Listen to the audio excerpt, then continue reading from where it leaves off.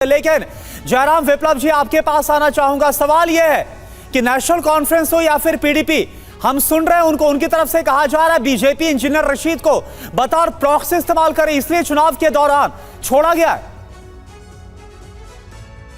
जम्मू कश्मीर में इनकी सुनता कौन है? पीडीपी हो तो या एनसी हो, इनकी आजकल कौन सुन रहा है? स्वयं अब्दुल्ला चुनाव हार गए थे लोकसभा का, और महबूबा मुफ्ती तो पिछले 5 साल से कह रही थी कि 370 को छुआ तो जम्मू कश्मीर में तिरंगा उठाने वाला नहीं बचेगा। उस घाटी के लाल चौक पर न केवल तिरंगा फहराता है बल्कि वहां का घंटाघर तिरंगे की रोशनी में नहाता है। और आज जो बदलाव देखने को मिल रहा है उसकी चर्चा तो स्वयं पूर्व गृह मंत्री शिंदे भी कर रहे हैं। वो बता रहे हैं कि लाल चौक पर जाने में पूर्व गृह मंत्री रहते हुए उनकी फटती थी, और आज जयराम जी ऐसे शब्दों का इस्तेमाल ना कीजिए। टीवी 9 भारतवर्ष इसकी निंदा करता है। आपने जिस शब्द का इस्तेमाल किया है, उन्होंने जो कहा वो हमने कल दिखाया एक बीप के साथ, क्योंकि आप शब्दों का इस्तेमाल किया गया। आप तो प्रवक्ता है भाई पार्टी के। अरे भाई समीर भाई, आप मुझ पर मत वो परेशानी मत लीजिए। ये मैं कोट करूं, मैंने शुरू में नहीं कोट करके भी आप शब्दों का इस्तेमाल नहीं करेंगे टीवी 9 भारतवर्ष पर। नहीं आप शब्द ये नहीं है, आप शब्द है, बिल्कुल है, जिन्होंने बोला बिल्कुल है। आपको इसके लिए खेद जताना चाहिए। मैं खेद जता देता हूं, जयराम जी खेद जता देता हूं। मेरी बात पूरी होने दीजिए। बोलिए। ये उनके शब्द है और मुझे खेद है कि पूर्व गृह मंत्री ऐसे शब्दों का प्रयोग करते हैं। तो उनको डर लग रहा था, बेसिकली कहने का उनका अर्थ ये था। आज वहां की फिजा बदल चुकी है। जहां बम और गोले से लोग खेलते थे, वहां हमारे आदरणीय राहुल जी, प्रियंका वाड्रा जी बर्फ के गोले से खेलते हुए दिखाई पड़े। तो ये सारे बदलाव के बीच में जो जमीन खिसक रही है जिन पार्टियों की, उनको कोई नहीं आपने विप्लव जी आपने ये जवाब नहीं दिया। का बहाना है। देखिए विप्लव जी, ये जवाब आपने नहीं दिया कि इंजीनियर रशीद को जिस टाइम पर छोड़ा गया, चुनावी माहौल के बीच में छोड़ा गया है, उनको रिहा किया गया है। ऐसे में जो सवाल उठाया जा रहा है कि बीजेपी इस्तेमाल कर रही है, क्योंकि हम जानते हैं कि बारामूला की सीट उमर अब्दुल्ला को इंजीनियर रशीद ने 2 लाख से ज्यादा वोटों से हराया था। तो जानबूझकर ये सब कुछ हो रहा है, इसका आरोप है आप पर, बीजेपी पर। मुझे लगता है कि ऐसे आरोप लगाने वाले लोगों को भारत की न्यायिक व्यवस्था पर भरोसा नहीं है। और अभी जो उमर अब्दुल्ला कह रहे थे उसी शब्द को आप लीजिए। जब केजरीवाल की रिहाई हुई थी तो इंडिया अलायंस और उमर अब्दुल्ला और पीडीपी सारे लोग तो खुशियां मना रहे थे ना कि लोकतंत्र की जीत हो गई।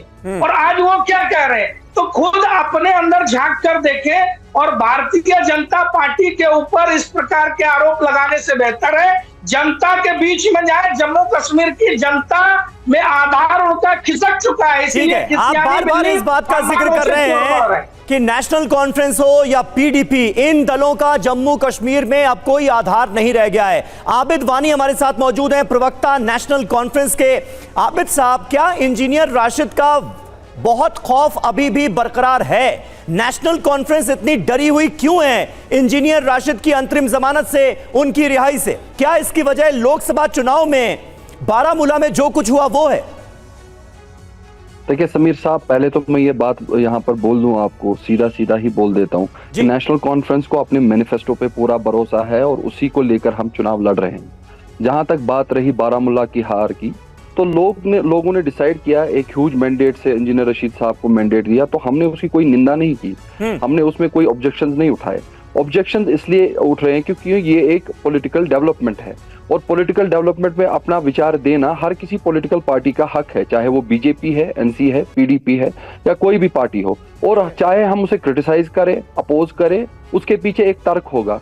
और फिलहाल तौर पर ये मैं यहाँ पर आपको बात बोल दूं कि हमारा जो इसमें लॉजिक बनता है वो ये है कि ये ऐसी सरगर्मियां, ऐसी पॉलिटिकल अपडेट सिर्फ चुनाव के ही वक्त जम्मू कश्मीर में क्यों होती है? क्या वजह है कि इंटर्म बेल 2 अक्टूबर तक दिया गया है? क्या वापस फिर इंजीनियर जेल जा रहे हैं?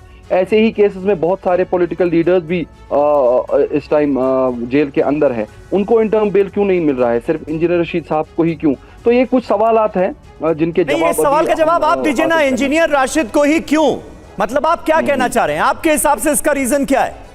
देखिए, जो इनका केस है वो टेरर फंडिंग का केस है, बिल्कुल वो हिंदुस्तान की इंटीग्रिटी और सॉवरेनिटी के लिए खतरा है।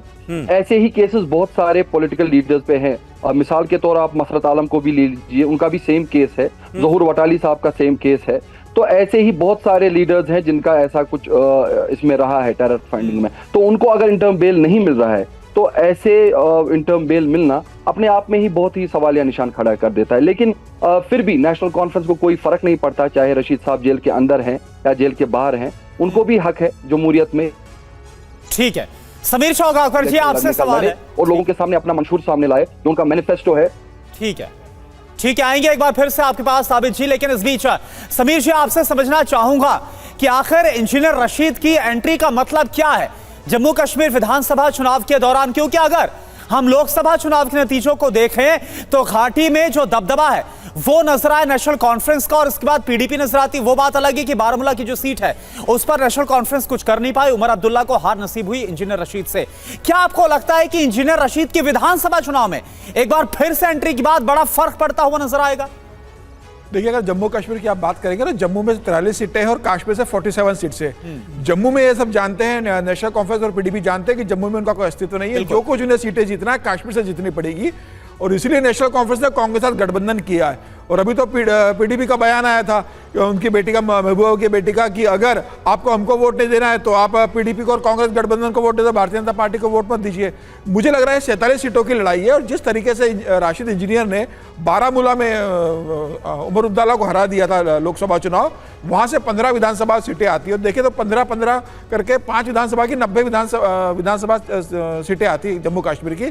तो मुझे लग रहा है कि अगर बारामूला के जहां राशिद इंजीनियर ने हराया था, अगर वहां पर वो बहुत अच्छे से प्रचार करते हैं और 15 सीटों पे अगर नेशनल कॉन्फ्रेंस और कांग्रेस को हार होती वहां पर, और पीडीपी हारती, और 15 में से अगर वो 7 से 8 सीटें जीत जाते हैं, तो मुझे लग रहा है कि बहुमत से दूर जाने की स्थिति आएगी। और ऐसी स्थिति में मुझे लगता है कि उनकी एक कोशिश होगी कि वो किंग मेकर बने, कि वो 10-12 सीटें जीते और ऐसी स्थिति उत्पन्न हो जाए कि उनके बिना वहां सरकार न बन पाए। मुझे लग रहा है राशिद इंजीनियर के आने से जो कांग्रेस और नेशनल कॉन्फ्रेंस को जो लग रहा था कि कश्मीर घाटी में वो अच्छा प्रदर्शन करेंगे, उन्हें चुनौती मिल गई है, और ऐसी स्थिति में उनके लिए एक बड़ा समीर जी